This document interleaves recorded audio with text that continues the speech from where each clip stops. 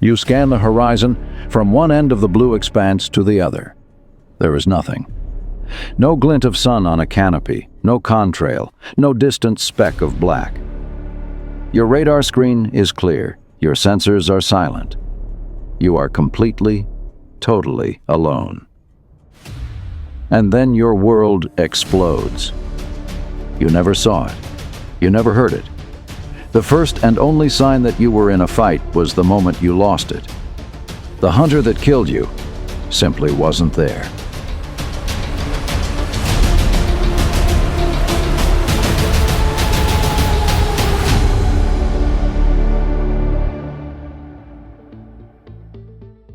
This is not science fiction. This is the battlefield created by one machine. A machine designed not just to win a dogfight, but to make the fight so one-sided it could hardly be called a fight at all. It is a 20-ton cathedral of steel, titanium, and classified composites, engineered to be a ghost.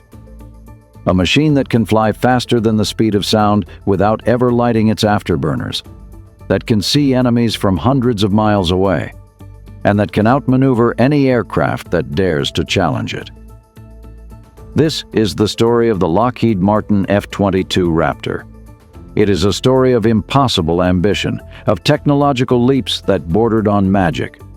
A story of a weapon so powerful, it was born at the exact moment its purpose vanished. It's a story of political warfare, of astronomical costs, and of a fatal compromise that left the world's greatest air force with a fleet of silver bullets, but perhaps not enough of them to win the war. To understand this apex predator, we must go back. Back to a time when the world was split in two, and the skies of Europe were the potential flashpoint for World War III. The late 1970s and early 1980s. The United States Air Force reigned supreme. Its champion was the McDonnell Douglas F-15 Eagle. The F-15 was, and still is, a legend. A purebred air superiority fighter with a staggering, undefeated combat record. For years, nothing could touch it. Then, in 1977, the balance began to shift. Western reconnaissance satellites, peering deep into the Soviet Union, spotted new shapes at a secret test airfield near Ramenskoye. The grainy images revealed something alarming. A large twin-tailed fighter that was sleek, powerful, and looked unsettlingly similar to their own F-15. This was the prototype of what NATO would soon call the flanker, the Sukhoi Su-27. At the same time, another smaller twin-tailed fighter emerged, the MiG-29 Fulcrum. When these aircraft were revealed to the West, the Pentagon was stunned. The new Soviet fighters were not the clumsy, second-rate machines they had come to expect. They were fast, powerful, and, most terrifyingly, super-maneuverable. The Su-27 could perform a dynamic braking maneuver, the Pugachev's Cobra, that Western engineers had deemed aerodynamically impossible. Suddenly, the F-15, the king of the sky, had a rival. In simulations, the new Soviet superfighters were a match or even a superior to the best the West had to offer. The Air Force realized that air superiority was not a permanent title. It had to be re-earned. And it had to be re-earned with a technological leap so profound it would slam the door on the Soviets for a generation. They needed something that didn't just match the flanker. They needed something that would make the flanker obsolete before it ever fired a shot. In 1981, the U.S. Air Force formally issued a request for information for an Advanced Tactical Fighter, ATF. The list of requirements was not just ambitious, it was borderline fantasy. The Air Force demanded a jet that could combine four seemingly contradictory abilities. First, stealth. Not just reduced radar signature like the F-117 Nighthawk, which was a slow, lumbering bomber. This had to be an agile, frontline fighter that was, for all intents and purposes, invisible to enemy radar. Second, supercruise. The ability to fly at supersonic speeds above Mach 1 without using its fuel-guzzling afterburners. An F-15 could go supersonic for a few minutes. The ATF needed to live there, cruising at Mach 1.5 or more, allowing it to choose every engagement, intercepting targets or escaping danger at will. Third, extreme agility. It had to be able to outturn, outclimb, and outfight not just the F-15, but the hyper-agile Su-27. It needed to dominate the close-in knife fight. And fourth, integrated avionics. All of its revolutionary sensors had to be fused into one seamless God's eye view for the pilot, allowing them to manage the entire battle space, not just fly the plane. This was the unholy trinity of fifth-generation warfare: stealth, supercruise, and agility. No one had ever combined them. Many said it couldn't be done. The challenge was laid down. The titans of American aerospace answered. The Air Force selected 2 teams to build flying prototypes. In one corner, Northrop and McDonnell Douglas. Northrop were the masters of unconventional design. They were the secret builders of the B-2 Spirit stealth bomber and the YF-17, the acrobatic ancestor of the FA-18 Hornet. Their entry was the YF-23, Black Widow II. In the other corner, Lockheed, Boeing, and General Dynamics. Lockheed was the undisputed king of black projects. Their legendary Skunk Works division had created the U-2, the SR-71 Blackbird, and the F-117. Their entry was the YF-22. This was more than a contract. It was a battle of engineering philosophies. The Northrop YF-23 was a machine of pure, terrifying speed and stealth. It was sleek, alien, and beautiful. Its 2 engines were buried deep in the fuselage to hide their heat. Its tail fins were splayed out in a V shape, a radical design to minimize its radar cross-section. The YF-23 was an assassin's blade, designed to be the stealthiest and fastest of the 2. It was rumored to have hit Mach 1.6 in supercruise, a speed that remains classified but is spoken of in awed whispers. The Lockheed YF-22, by contrast, looked more conventional. It looked like a fighter, but its secret weapon was hidden at the back. It was equipped with the new Pratt & Whitney YF-119 engines, which featured something revolutionary: 2-dimensional thrust vectoring nozzles. The nozzles on the YF-22 could move up and down independently, directing the engine's massive thrust. This gave the YF-22 an ability to pitch and turn with a violence that defied the laws of physics. It could perform maneuvers at high angles of attack that would cause any other fighter to stall and fall out of the sky. The stage was set for one of the greatest fly-offs in aviation history.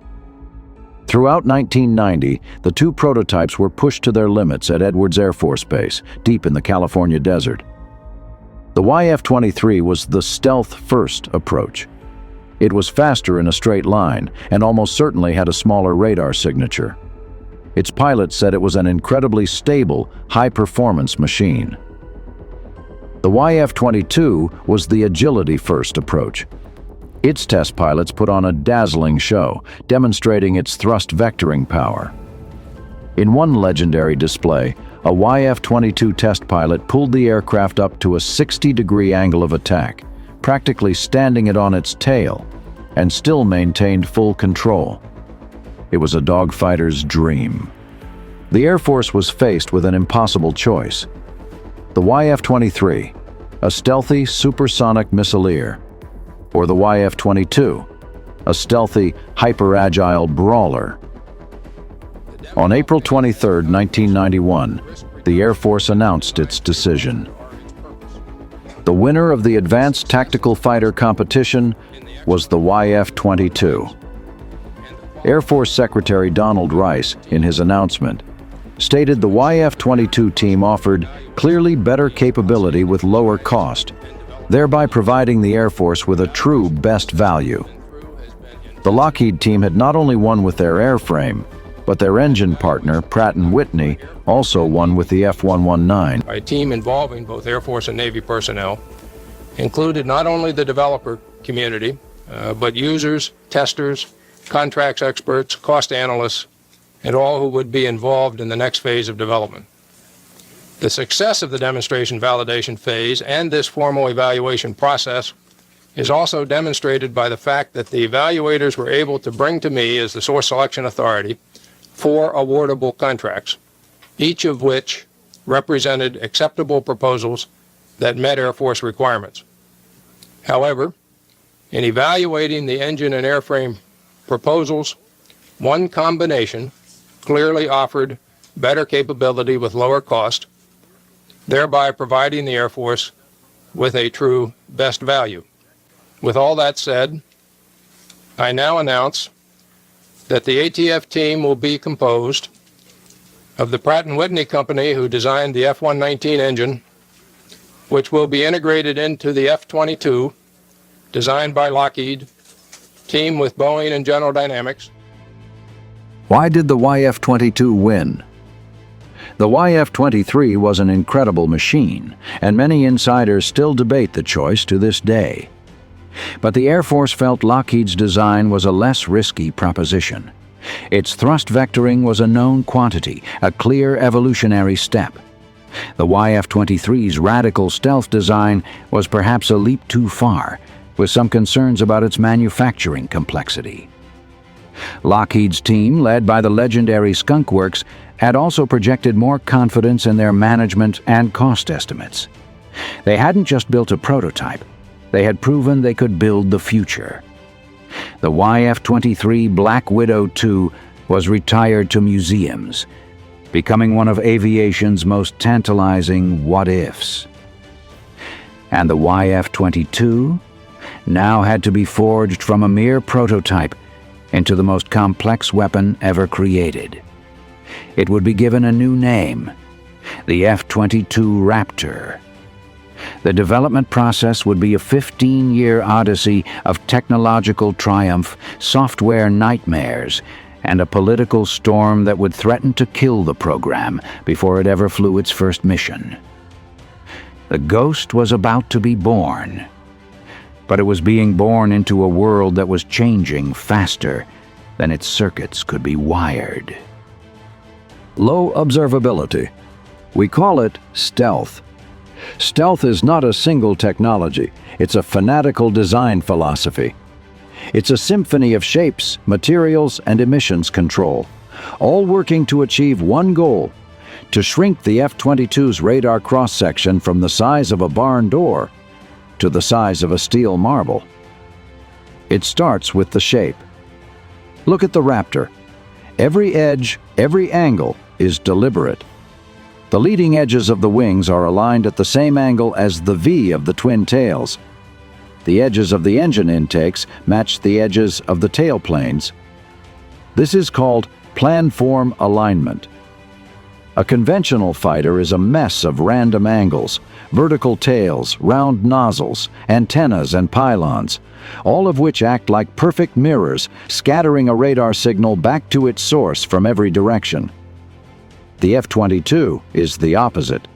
It is meticulously designed to catch an incoming radar wave and reflect it away in just a few very narrow, very specific directions. As long as an enemy radar isn't in one of those tiny spike zones, the radar pulse is sent off into empty space. The receiver gets back nothing. But shaping isn't enough. The skin of the F-22 is a classified marvel in itself. It's coated in layers of radar-absorbent material, or RAM. These top-secret coatings and composites are designed to absorb radar energy, converting it into a tiny, harmless amount of heat rather than reflecting it. Every single detail is an obsession. The cockpit canopy is coated in a thin, near-transparent film of gold, not for looks, but to shield the complex shapes of the pilot's helmet and cockpit instruments from radar waves. Every screw, every panel, every access door has serrated, saw-tooth edges to scatter radar waves. And most importantly, no weapons. An F-15 is a Christmas tree of bombs and missiles hanging from its wings, each one a flashing neon sign to an enemy radar. The F-22's entire payload is carried internally. When it's time to fight, massive weapons bay doors snap open. The missiles are launched on hydraulic arms in less than a second, and the doors snap shut, returning the jet to its pristine, invisible shape. This isn't just about radar, it's about heat. The Raptor's two-dimensional thrust vectoring nozzles aren't just for agility. Their flat, slotted shape helps to mix the scorching engine exhaust with cold ambient air, masking its infrared signature. The engines themselves are buried so deep within the fuselage, an infrared sensor can't get a direct view of the turbine core. The F-22 is a ghost. The second pillar, power. To achieve the impossible requirement of supercruise, Lockheed needed an impossible engine. Pratt & Whitney delivered the F-119 PW-100. This engine is, in a word, a monster. Each one can produce 35,000 pounds of thrust with its afterburner engaged. The Raptor has two. This gives it a thrust-to-weight ratio greater than 1:1, allowing it to climb straight up, accelerating as if gravity were a rumor. But the true magic is what it does without the afterburner. An afterburner is like pouring raw fuel into a jet's exhaust. It gives a massive burst of power, but at a horrific fuel cost. For a fourth-generation fighter, it's an emergency-only sprint button.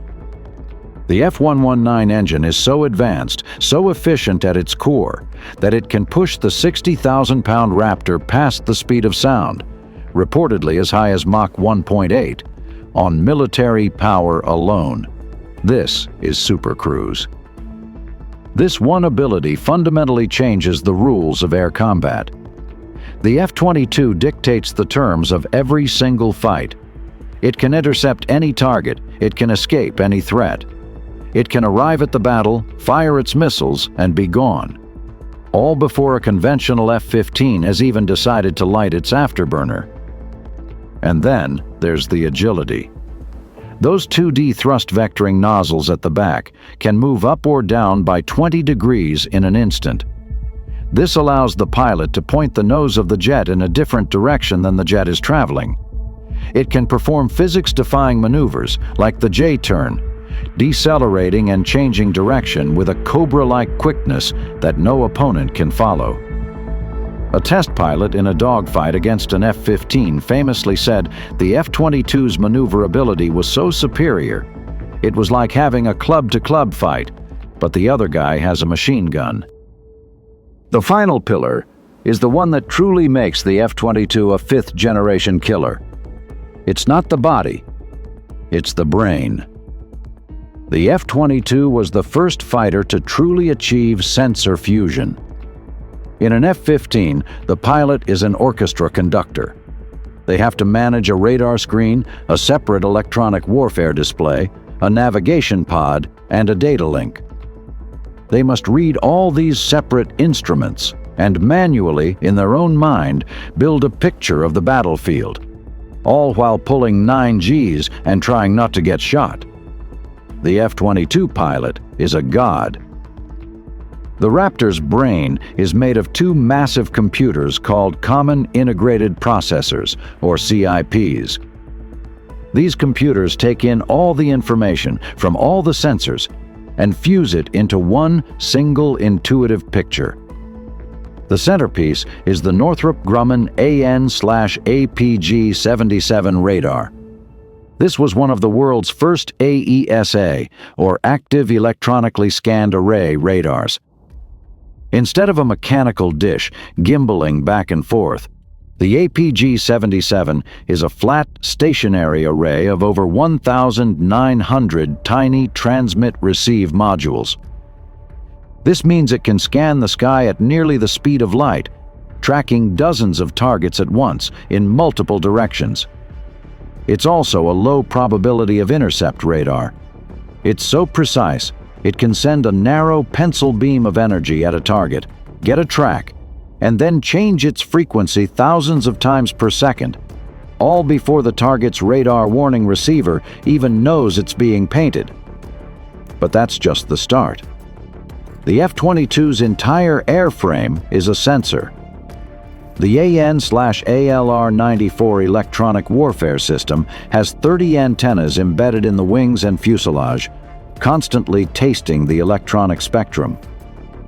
It can detect, identify, and geolocate an enemy radar signal from over 250 miles away, without ever making a sound. A Raptor pilot can see an enemy aircraft on their display long before their own radar is even in range. All this data, from the radar, from the passive ALR-94, from an allied data link, is fused by the CIPs. On the pilot's cockpit display, an enemy fighter isn't a blip. It's a single red triangle. A friendly is a blue circle. An unknown is a yellow square. The pilot doesn't have to work to understand the battlefield. They just know. This is the source of the F-22's motto: first look, first shot, first kill. But this revolution was a nightmare to build. On September 7, 1997, the first production representative F-22, tail number 4001, named Raptor 01, took to the skies over Marietta, Georgia. It was a triumphant moment, but it was already 3 months late. The flight had been delayed by fuel tank leaks and software bugs. It was a sign of things to come. The F-22 was arguably the most complex project human beings had ever attempted, second only to the Apollo program, and it was collapsing under its own weight. The first crisis was the end of the Cold War. The day the YF-22 was declared the winner in 1991, its entire purpose, to fight a Soviet superfighter, had evaporated. Suddenly, this world-beating weapon was a solution in search of a problem. As the 1990s wore on, the Pentagon's focus shifted from great power conflict to counterinsurgency in the Balkans and the Middle East. Congress, eager for a peace dividend, looked at the F-22 and saw not a shield, but a giant gold-plated sinkhole. The cuts began. The original plan for 750 Raptors was slashed to 648 in 1991, then to 442 in 1994. This created a cost-death spiral. The F-22's development was astronomically expensive, over $30 billion in research alone. When that cost was spread over 750 planes, the price was high. When it was spread over 442, the price for each individual jet became horrifying. Then came the technical problems. The U.S. General Accounting Office began releasing a series of scathing reports. The F-22's revolutionary avionics were unstable. The computers would suffer unexpected shutdowns. The program hit a software crisis. The F-22's 2 million lines of code were the most complex ever written for an aircraft. But the processors chosen to run them, the Intel i960, were already obsolete by the time Raptor 01 flew, forcing a hideously expensive redesign. The physical airframe was fighting back too. Testers discovered violent buffeting of the vertical tails at high speeds, forcing a structural redesign. Portions of the aircraft were overheating. The precious stealth coatings proved to be a maintenance disaster, peeling and degrading under rain and sun.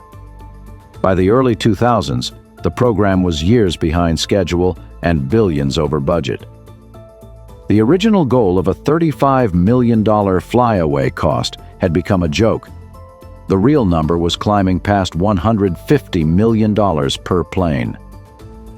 The F-22 was a technological marvel, an undisputed king of the sky. But on the ground, In the halls of the Pentagon and Congress, it was bleeding to death. It had been designed to win a war against a superpower, but it was now in a new, desperate fight against its own accountants. The F-22 Raptor was a god in the sky, but on Earth it was a political pariah. As the 2000s began, the F-22 was trapped in a perfect storm. The development nightmare of the 90s had sent its price tag into the stratosphere. The official flyaway cost was pegged at $150 million per jet. But when the massive research and development bill was factored in, the program acquisition unit cost was soaring past $350 million. At the same time, the United States was now fully engaged in the global war on terror. The enemy was no longer a Soviet pilot in a superfighter.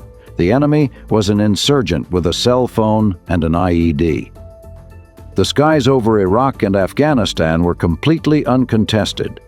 The Air Force was flying 30-year-old A-10s and F-16s, which were perfectly capable of the mission. The question in Washington became toxic. Why are we spending hundreds of billions on a stealth fighter to fight an enemy that doesn't have an Air Force?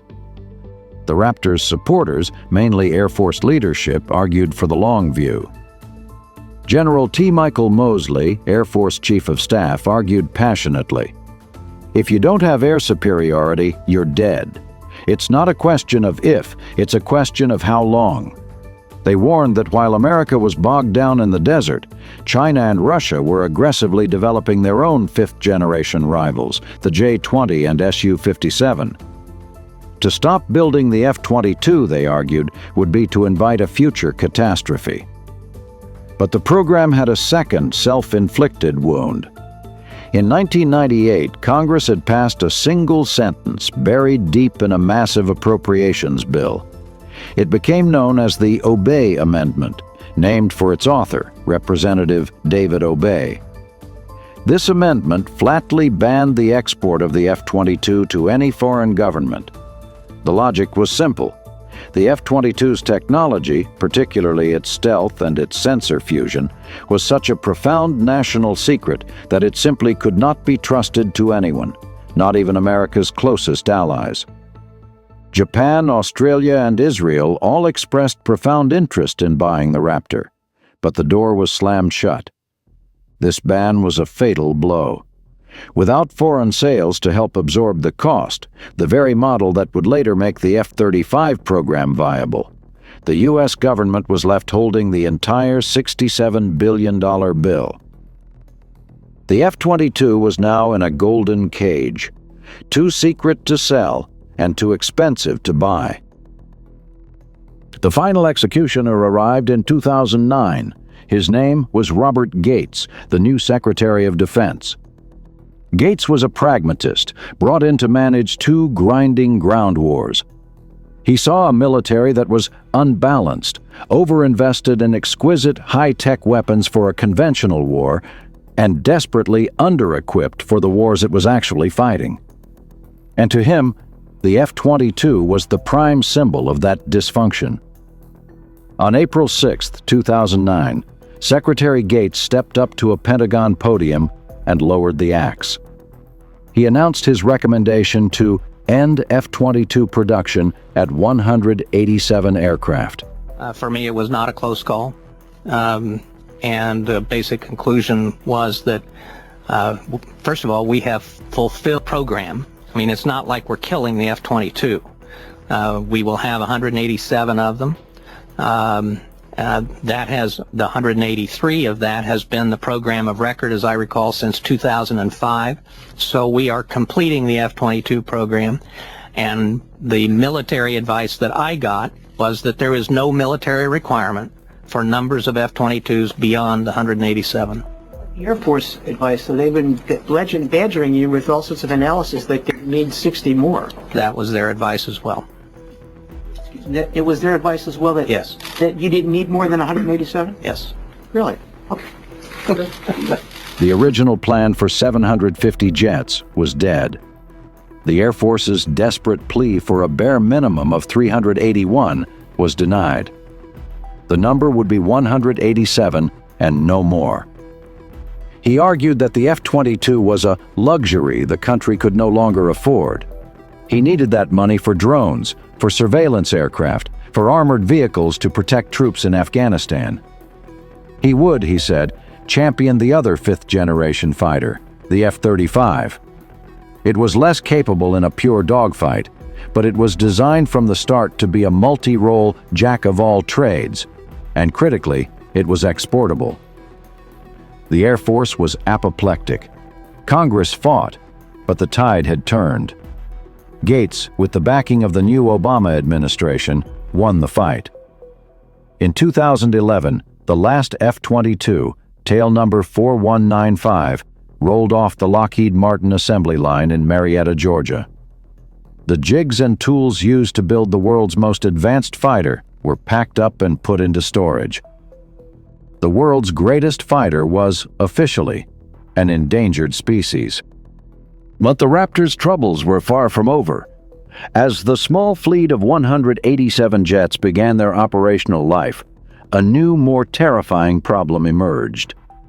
A ghost. Not on the radar, but inside the cockpit. Pilots began reporting strange, insidious symptoms: dizziness, confusion, memory lapses, a persistent hacking cough that became known as the Raptor cough. These were the classic signs of hypoxia, oxygen deprivation. Then, on November 16, 2010, tragedy struck. Captain Jeffrey Haney, flying a night training mission out of Joint Base Elmendorf-Richardson in Alaska, reported that his jet was not functioning properly. Then, his communications went silent. His F-22, flying at nearly Mach 1.8, slammed into the frozen Alaskan wilderness. Captain Haney was killed instantly. The investigation was a firestorm. The Air Force initially pointed to pilot error, but Haney's family and fellow pilots pushed back, pointing to the known oxygen deprivation issues. The investigation found that Haney's onboard oxygen generation system, or OBOGS, had failed, cutting off his air. The problem was systemic. By 2011, the reports of hypoxia-like symptoms were spiking. Pilots were becoming disoriented in the air. This wasn't a software bug. This was a life-or-death crisis. On May 3, 2011, the Air Force did the unthinkable.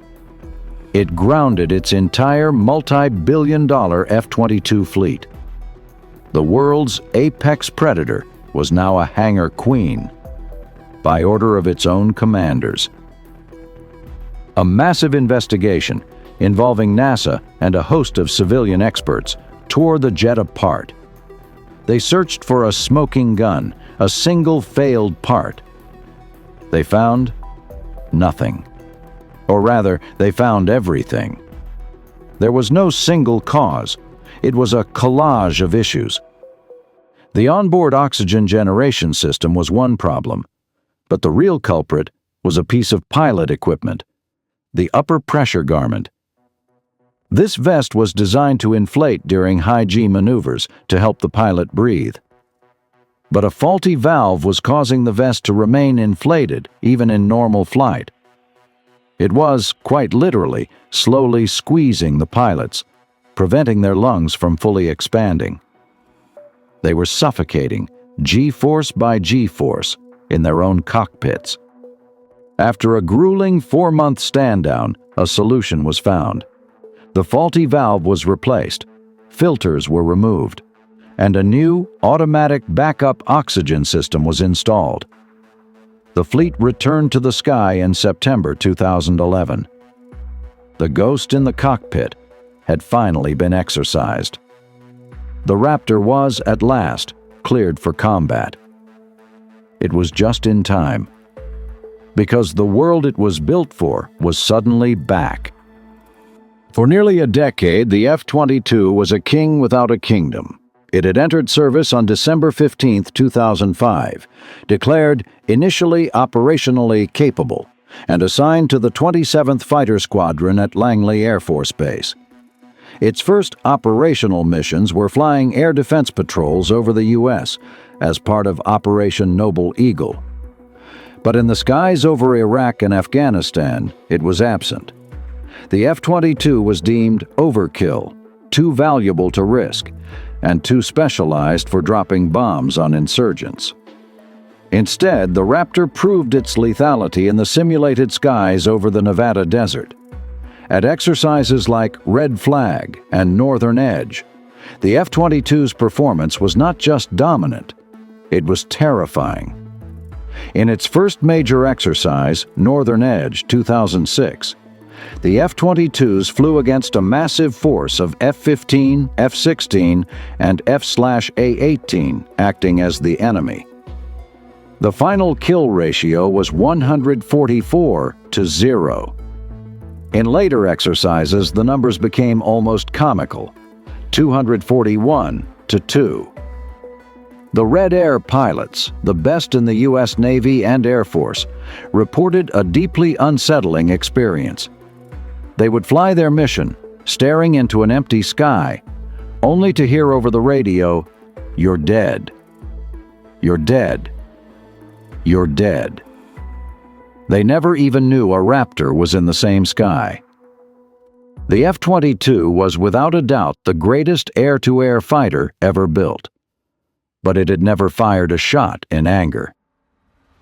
That all changed on the night of September 22, 2014. The target was not a Soviet airbase. It was a command and control building for the terrorist group ISIS in Raqqa, Syria. The mission was Operation Inherent Resolve. After nearly 9 years in service, the F-22 was finally going to war. But it wasn't for the reason anyone expected. That night, F-22 Raptors slipped across the Syrian border and did something no other plane could. Yes, they dropped their own weapons, precision 1,000-pound GBU-32 JDAM bombs, but that wasn't their primary role. The skies over Syria were one of the most dangerous places on Earth, defended by a dense network of Russian-made surface-to-air missiles. It was a place where a fourth-generation fighter, like an F-16, would be in mortal danger. For the F-22, it was a hunting ground. The Raptors flew in first, completely invisible to Syrian radar. They used their powerful AN/ALR-94 passive sensors to sniff out every enemy radar, every SAM battery, and every potential threat. They used their APG-77 AESA radar to build a perfect, high-fidelity map of the entire battlefield. They became the electronic quarterback for the entire strike. Flying invisibly among the enemy, the F-22 pilots could see everything. They could see the F-15s and B-1 bombers in their strike package. They could see the Syrian air defense radars that were searching for them in vain. And they could see the ISIS targets on the ground. A U.S. Air Force general described the mission. The F-22 pilots would calmly direct the other fighters, their voices coming over the radio like a god. "Okay, Strike Eagle, you're cleared in. Your target is on your nose. Be aware you have a Syrian SAM system looking at you from your left. Don't worry, I see it. It does not see you. You are clear to fire." This was the true power of fifth-generation warfare. The F-22 wasn't just a fighter. It was a stealthy, all-seeing sensor node that made the entire fourth-generation fleet survivable and more lethal. It had finally been blooded, and in doing so, it revealed its true purpose. For the next decade, the Raptor became the silver bullet of the Air Force. A small, priceless fleet of 180-odd jets, deployed in small numbers to hotspots in Europe to deter Russia, and to the Pacific to deter China. It was an invisible deterrent, a ghost that kept the peace. But it still had not one single confirmed air-to-air kill. Then, in early 2023, the strangest battle of the 21st century began. On January 28th, a high-altitude object was detected entering U.S. airspace over the Aleutian Islands. It was a massive white balloon, the size of 3 school buses, flying at 60,000 feet, well above all commercial air traffic. The Chinese government claimed it was a civilian weather balloon. The U.S. government knew it was a spy. The balloon slowly, brazenly drifted across the entire continental United States, passing over sensitive military sites, including Malmstrom Air Force Base, home to America's ICBMs. The Pentagon faced a problem. They couldn't shoot it down over land. The debris field would be massive. They had to wait, and they had to choose the right weapon. The F-15 and F-16 couldn't comfortably operate at that extreme altitude. There was only one jet for the job. On February 4, 2023, as the balloon drifted off the coast of South Carolina, the order was given. An F-22 Raptor, call sign Frank 01, from the 1st Fighter Wing at Langley, the F-22's very first operational wing, ascended to the stratosphere. The pilot climbed to 58,000 feet, just below the target. At 2:39 p.m. Eastern Time, Frank 01 fired a single AIM-9X Sidewinder missile. The missile, designed for high-G dogfights, streaked upward, its infrared seeker locking onto the balloon's minuscule heat signature. The world watched on brainy cell phone videos as the missile found its mark, and the balloon, the symbol of a new superpower rivalry, was torn apart.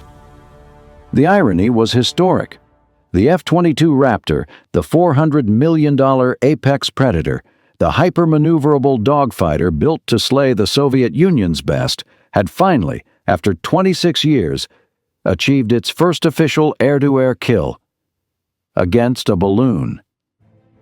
In the days that followed, F-22s would shoot down 3 more unidentified aerial objects over North America, proving that the Raptor was the undisputed master of the high-altitude domain. Today, the F-22 Raptor is in a new and final phase of its life. It is no longer the new kid on the block. It is the veteran, the Golden Fleet. That small, finite number, just 187 built, means every single airframe is now a priceless, irreplaceable national asset. The fleet is split. The Air Force has for years tried to retire its 32 oldest Block 20 models.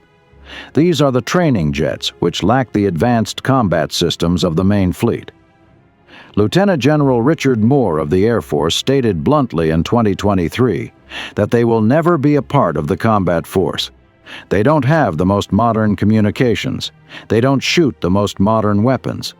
The Air Force wants to scrap them to free up billions of dollars to fund its next secret fighter, the Next Generation Air Dominance, or NGAD program. But Congress has repeatedly, forcefully said no.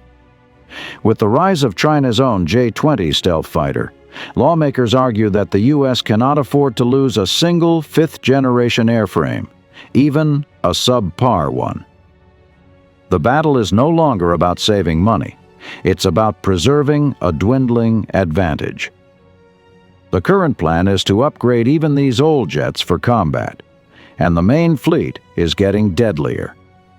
The F-22 is now the bridge to the 6th generation. It's being upgraded with new low-drag fuel tanks and stealthy pods carrying an infrared search and track, or IRST, system. This is a critical upgrade, allowing the F-22 to passively hunt other stealth aircraft by their heat signature. Its weapons bays are being modified to carry the AIM-260, a new longer-range air-to-air missile designed specifically to outrange the best weapons China has.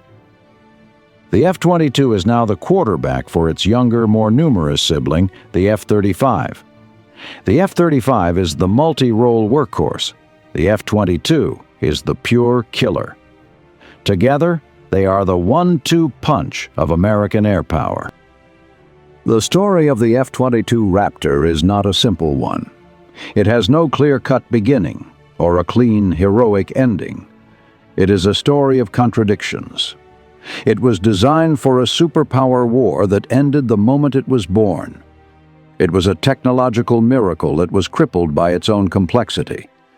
It was the most dominant fighter in history, yet it was canceled for being too dominant, too advanced, and too expensive. It is an air-to-air killer whose only confirmed kills are balloons. And yet none of that matters, because the F-22's true legacy is not in its combat record. Its legacy is in the wars it prevented. It is the club-to-club fight where the other guy has a machine gun. For 2 decades, the F-22 has been the 180-odd-ton elephant in the room. Its very existence has been a checkmate, a deterrent so profound that no sane adversary has dared to challenge the sky where it flies. As General Mark Kelly, the former head of Air Combat Command, said, "We don't just want to compete in the high-end fight. We want to dominate it. The F-22 gives us the ability to own the sky." Its second legacy is that it wrote the textbook. The F-22 defined the 5th generation. That unholy trinity of stealth, supercruise, and sensor fusion. That was the F-22's invention. Every advanced fighter program on Earth since, Russia's Su-57, China's J-20, and even America's own F-35, is a direct response to the Raptor. They are all, in their own way, just trying to catch the ghost.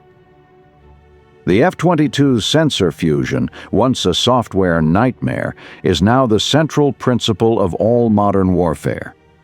That God's eye view the Raptor gave its pilot is the same concept that now guides the entire U.S. military. Former Air Force Chief of Staff General John P. Jumper described it perfectly. He said the F-22's integrated avionics will revolutionize the way we do business. It sees the world, it fuses it, and it presents it to the pilot on a silver platter. It's a quantum leap. The Raptor's story is now in its twilight. It will fly for another decade, maybe 2, serving as the grizzled veteran, the bridge to the 6th generation. Its successor, the Next Generation Air Dominance, or NGAD, is already flying in secret, a product of the lessons, both triumphant and painful, learned from the F-22. The Raptor taught the Air Force that a small, exquisite silver bullet fleet is a strategic vulnerability. It taught them that stealth coatings must be maintainable. And it taught them that open architecture software is the only way to keep a fighter relevant for 50 years. The F-22 will be retired. Sometime in the 2030s, the last of the Golden Fleet will fly to the boneyard. But it will leave behind a legacy of absolute, undisputed, and unchallenged dominance. It was a machine built for a war that never came, but in doing so, it may have been the very thing that kept that war from ever starting. It was a weapon so advanced it broke the bank. It was a fighter so perfect it was deemed a failure by accountants, and a legend by pilots. It is the ghost in the sky, the king, the apex predator. It is the F-22 Raptor.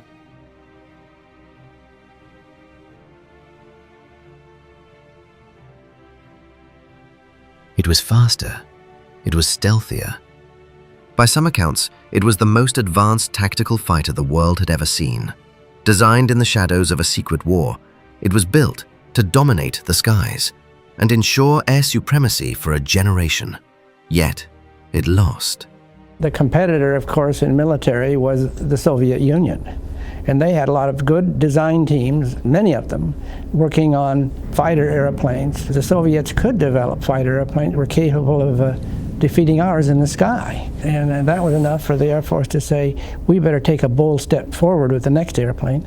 This is the story of a machine that narrowly escaped the boneyard, a ghost of aviation history that now rests in silent glory.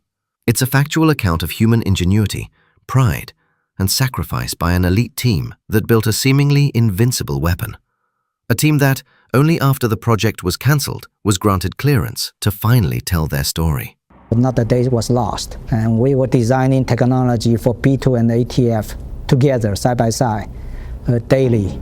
This is the story of Northrop's YF-23 Black Widow II, a once highly classified secret.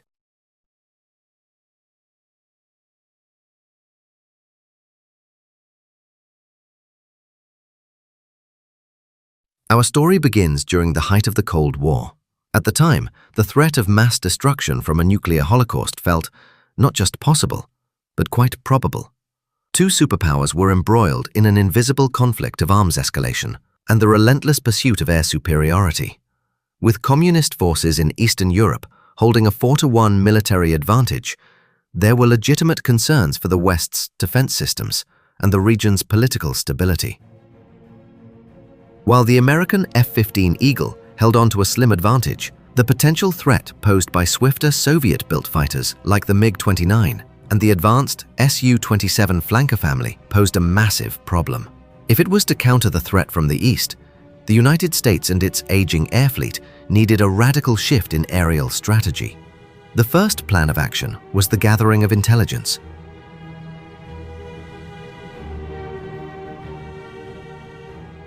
The development costs to counter the threat were shared between the government and America's aerospace industries. DARPA's main priority was to implement the force multiplier concept. The Pentagon's ultimate strategic goal became low observability, the ability to fly undetected, now known as stealth. With the Pentagon's plan in place, the race for air superiority shifted into top gear. In the early 1980s, the Air Force began a concept development investigation, requesting proposals from the leading airframe companies for an advanced tactical fighter, or ATF. In 1983, 7 companies responded, but by 1986, the Pentagon had chosen only 2 winners, Northrop and Lockheed. They were contracted to develop 2 prototype aircraft, which would compete in a fly-off for a multi-billion-dollar government contract. The Pentagon also encouraged the other bidders to team up with either Northrop or Lockheed. For 50 years, Hawthorne, California-based Northrop had been a bold developer, designer, and supplier of high-performance aircraft, such as the F-5 and its legendary B-2 stealth bomber. Northrop teamed up with McDonnell Douglas, their longtime partner on the F-18 program, and a dominant fighter manufacturer that supplied the F-4 Phantom and the F-15 Eagle. Always an innovative company, Burbank, California-based Lockheed had been responsible for some of the most brilliant designs in the industry, including America's first jet fighter, the P-80, the U-2 spy plane, the SR-71, and the F-117 stealth fighter. Lockheed now teamed up with 2 formidable partners, Boeing, the giant commercial jet manufacturer, and General Dynamics, whose divisions designed submarines and tanks, as well as jet fighters. The histories of Lockheed and Northrop have been intertwined ever since Jack Northrop began his career with the Lockheed brothers in 1916. When he left to form his own company, the rivalry began, which continues even today. With more than $2 billion at stake, the capital risks were gigantic. 2 proud rivals were now locked in a contest to produce the most advanced tactical fighter the world had seen: Lockheed's YF-22 and Northrop's YF-23. Directives from the Pentagon were simple, yet required unprecedented advances in technology. First, the ATF had to be more maneuverable than the enemy. It had to fly supersonic without using a gas-guzzling afterburner, a capability known as supercruise. It had to be low observable or invisible to enemy radar. It also had to be reliable and maintainable in adverse situations. If these other directives were met, they would ensure the final requirement: survivability. Their job was made even more complicated by the Pentagon's insistence that work would be designated top secret. Special access required. Sensitivity to national security required it to be a black program, codenamed Senior Sky. Del Jacobs was appointed as Northrop's first ATF program manager and swiftly formed a special team to meet the challenge. Bob Sandusky was assigned as chief engineer and principal architect of the YF-23. Drafted from the B-2 division to head the YF-23 technology team was expert physicist Yu-Ping Liu. Yet despite their cloak and dagger secrecy, those working in the Black World developed an unexpected camaraderie. As team spirit flourished, the contest had just begun to take shape.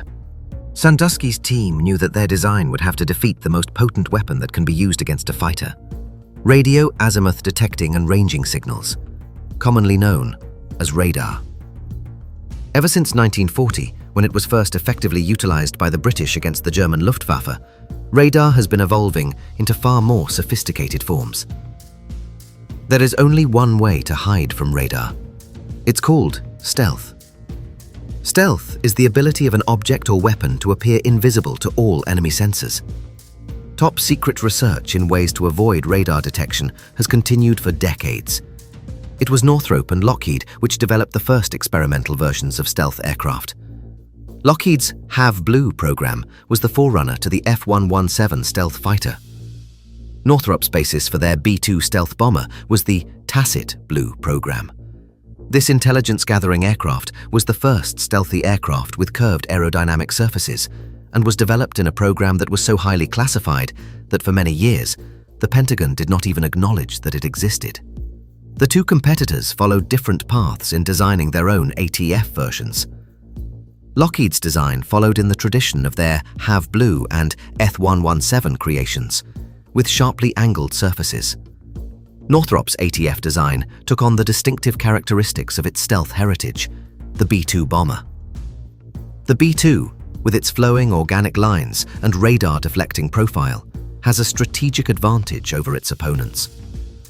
But its specialized ability to handle only bombing missions required the Air Force to demand an ultimate stealth fighter.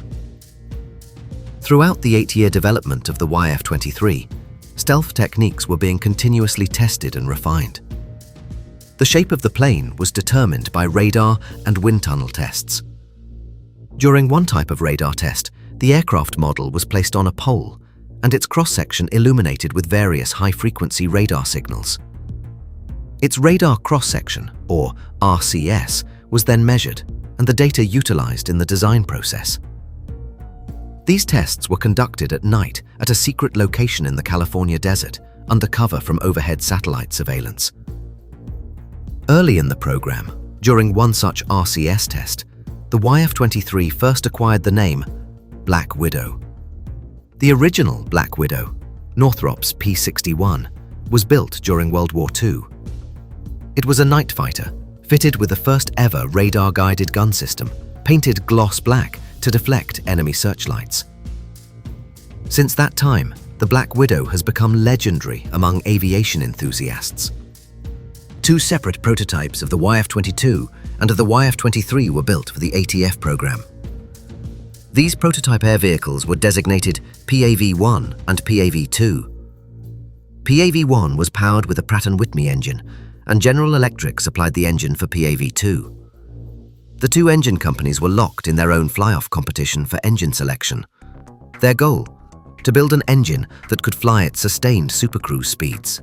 The two massive engines produced 70,000 pounds of sea-level thrust, which, at maximum flight speed, produced more than 40,000 horsepower, nearly that of a Navy destroyer. The jet exhaust was also vulnerable to heat-seeking missiles.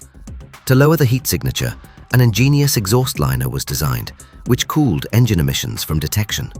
The liner tiles, while similar in purpose to those found on the space shuttle, were far more complex and labor-intensive. Each one was meticulously installed by hand. All the operating functions were controlled by the Black Widow 2's unique avionics system. Its supercomputer, or core processor, performed numerous avionic functions, including radar, navigation, performance data, and situational awareness. Another important function was flight control. The central computer made the necessary flight corrections as the pilot flew the aircraft, a technique called fly-by-wire. The core processor was the YF-23's central nervous system. It was regarded as the most advanced for its era because it provided all the data in real time, performing an astounding 5 to 6 billion operations per second, compared to an IBM mainframe of the time running at a mere 400 million operations per second. The challenge for the engineering team was to integrate the computer system and its auxiliary components into the Black Widow 2's overall design package without affecting its maneuverability, the ability to supercruise, or its stealth signature. To ensure its smooth-flowing design, the Black Widow 2 was actually built from the outside in, which, in effect, was like building a plane backwards. To reduce the airplane's weight, covering the airframe was a unique graphite-based composite material, lighter than aluminum and capable of sustained supersonic flight.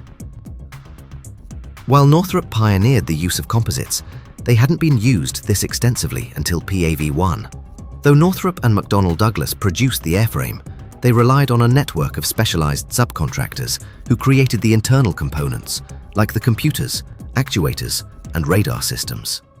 There were now 10,000 people in 30 different states working in complete secrecy on the project. The ATF program was an immense undertaking. Building the plane from scratch generated a massive amount of test data, calculations, statistics, and reports. The paperwork alone was colossal. When a fighter is not in combat, it is still vulnerable to natural hazards.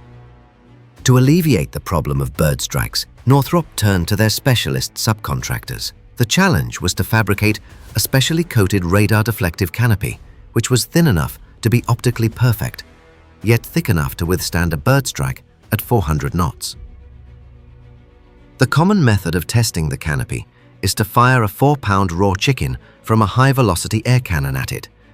But a 3/4 of an inch thick, unbreakable polycarbonate canopy absorbs the awesome forces of impact. Before the assemblies were installed in the prototypes, the major systems had to be tested. This was accomplished with the Iron Bird, a metal frame where the electrical and hydraulic systems could be laid out in exact detail and verified. At the controls were veteran test pilots Paul Metz and Jim Sandberg. But Metz faced a problem the first time he operated the simulator. He was to crash 75 more times in the simulator before the design was perfected. Metz and Sandberg, like most test pilots, were a breed apart.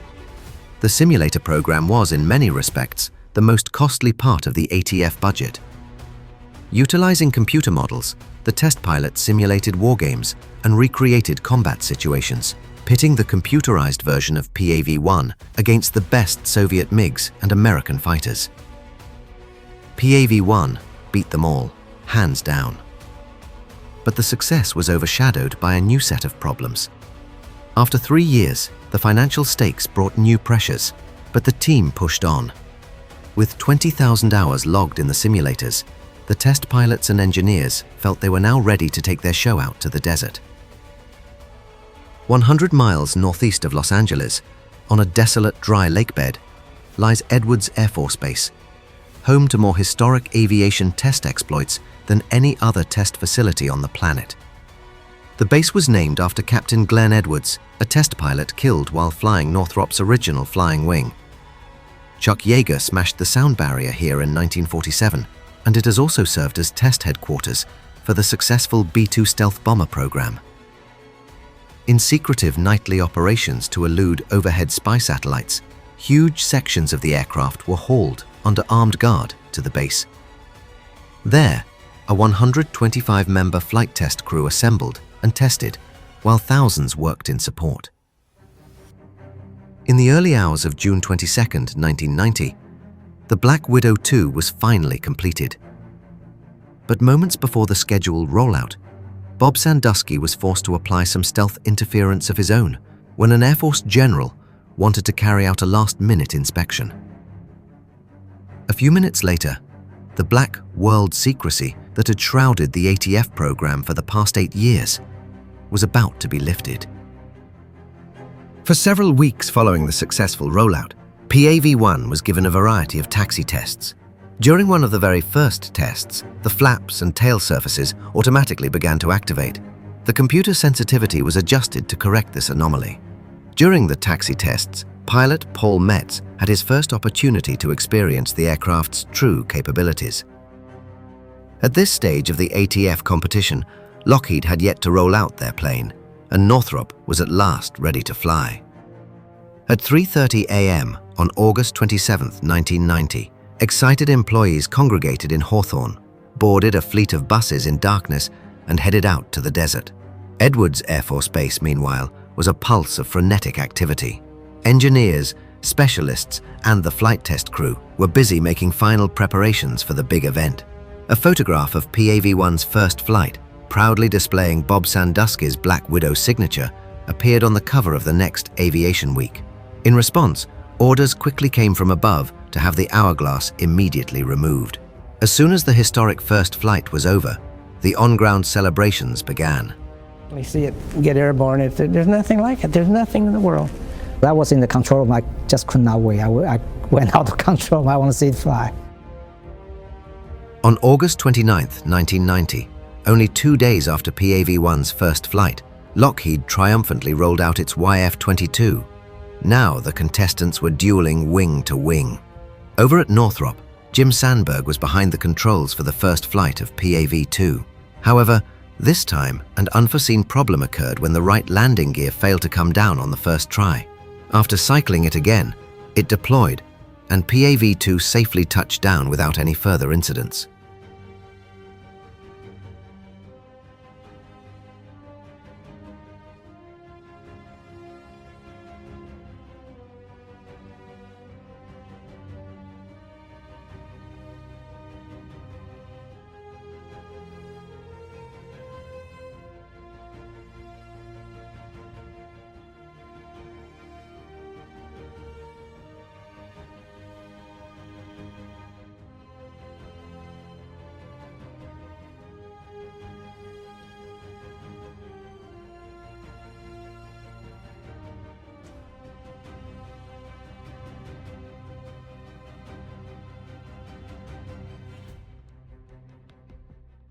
A month later, Lockheed flew their own airplane for the first time. The ATF competition had entered the final round. The agility, speed, and the avionics brain of the Black Widow 2 met the government requirements. The Pentagon's 10-to-1 force multiplier became a reality. For the record, the unclassified official top speed of the Black Widow 2 at supercruise was nearly Mach 1.5 without afterburner, and Mach 1.8 at maximum power. Any speed above that remains classified. Other performance details are still, to this day, highly classified. Perhaps the ultimate satisfaction for the team occurred when PAV-1 and PAV-2 made their momentous formation flight. PAV-1 and its flight test crew now faced one of their biggest challenges, an exercise known as Surge Day. From dawn until dusk, 6 separate sorties were conducted. On April 23, 1991, the Pentagon made the decisive telephone call, identifying which company would recoup their $650 million investment. Soon after the announcement was made, the YF-23 Black Widow 2 program was dissolved, along with the hopes and dreams of the Northrop and McDonnell Douglas team that had worked on it. The classified components of PAV-1 and PAV-2, the engines and instruments, were removed, the interiors disemboweled and sealed by the Air Force. All that remained were the empty shells, waiting to be destroyed for the sake of secrecy by their creators. In winning their respective contracts, Lockheed and Pratt & Whitney would continue the development and production of their YF-22, which would lead to the production F-22 Raptor.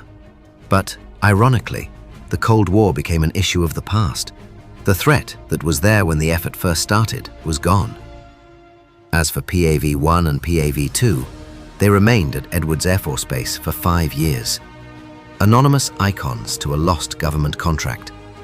Desert denizens collecting dust and memories. Because man and machine have, for centuries, shared an indomitable spiritual connection. On one memorable morning in 1995, a team traveled to Edwards Air Force Base to bring PAV-2 back home for restoration. Upon its arrival back in Hawthorne, California, PAV-2 was restored to its former glory by some of the original team who built her. Ironically, the restoration occurred in the same hangar building in which she was first built. PAV-2 can be viewed at the Western Museum of Flight in Torrance, California. PAV-1 is displayed permanently at the National Museum of the U.S. Air Force in Dayton, Ohio. The history of aviation is written by the winners, But sometimes, the most captivating stories belong to those who showed us a different future. The YF-23 was more than just an aircraft. It was a glimpse into an alternate timeline, a bold declaration of what was possible. Today, the engines are cold, and the canopy collects dust. But for those who built it, and for those who see it now, it will never be just a machine. It is a masterpiece of design, a vessel of dreams, and a silent echo of a powerful roar that once owned the desert sky. A legend, not of what was, but of everything that could have been.